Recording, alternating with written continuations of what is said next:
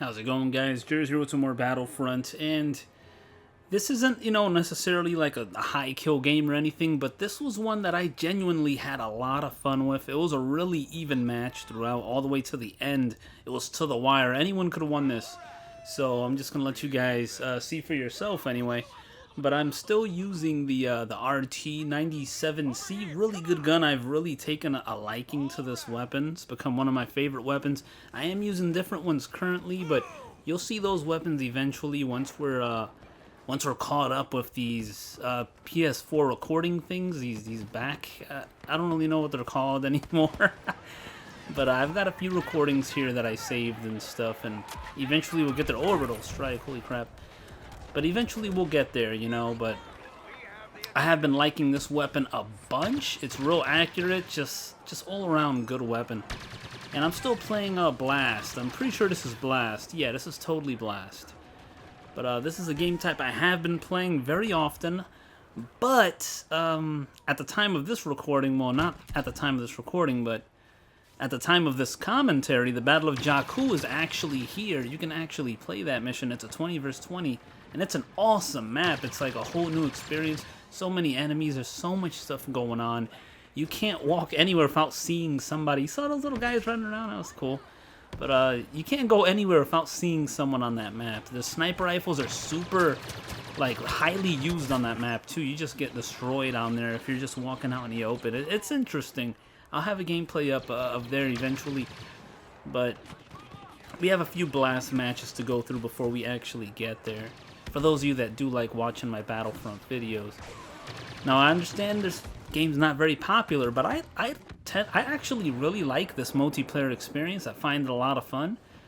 Maybe it doesn't bother me much because I don't really know much about the story because I've never seen the Star Wars films, so I guess if I was a Star Wars fan, as many of you probably are, maybe I'd be mad that this game is not what it should be, or I don't know what should be, I'm just a gamer playing a game, and if I like a game, I think it's cool, then I play it. And it looks like we killed each other.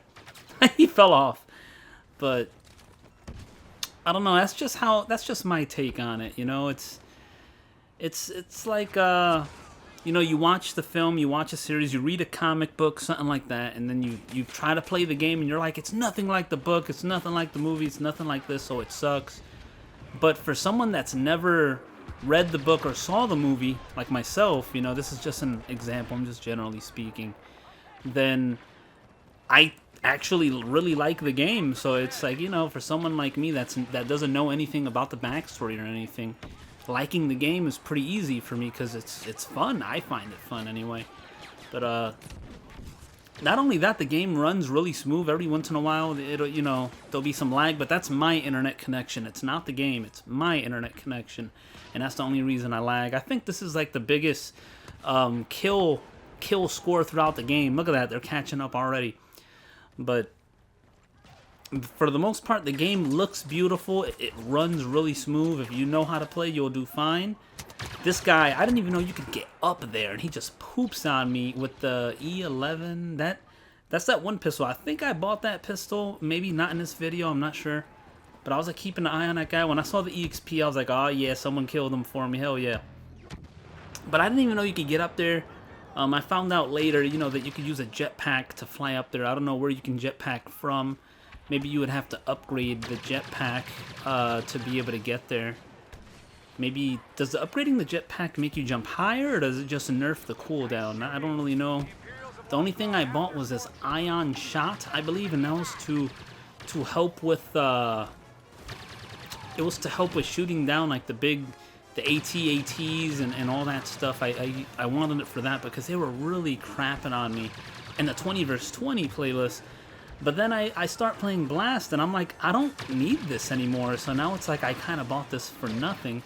But it's okay, because, you buy something and you always have it. Except if you look at the card, all the way on the right side, in the middle, it says hold, triangle. Under it, it says the card, and 32. So I get to use it 32 times. And I didn't know that picking up a little electric bolt in the middle of a stage actually recharged the use of the card.